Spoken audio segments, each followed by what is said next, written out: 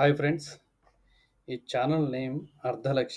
ఈ ఛానల్‌లో నేను స్టాక్ మార్కెట్ గురించి నా వ్యక్తిగత అభిప్రాయాలు, నా ఓన్ అనాలిసిస్, నా యొక్క ఐడియాస్, అబ్జర్వేషన్స్ మీతో పంచుకుంటాను.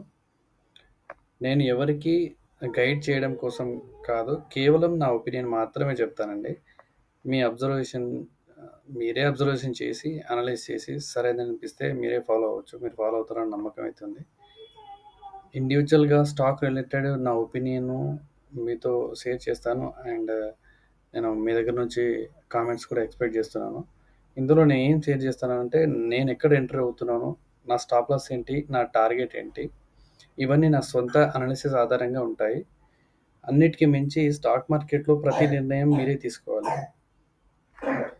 ఈరోజు నేను షేర్ చేయబోయే స్టాక్ టాటా సెంటర్ రిలేటెడ్ అండి. అనంతరాజ్. సో అనంతరాజు ఇంతకుముందు రియల్ ఎస్టేట్‌లో ఉన్న కంపెనీ ఇప్పుడు డాటా సెంటర్‌లోకి అగ్రెసివ్‌గా వెళ్తుందన్న విషయం తెలిసిందే.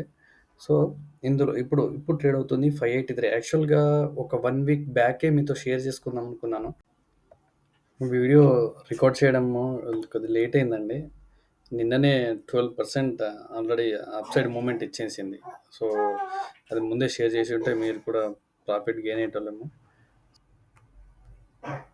సో, ఇది బాటమ్ లెవెల్ నుంచి ఒక 1800% అప్రాక్సిమేట్లీ 1700-1800% రిటర్న్ ఇచ్చేసిందండి.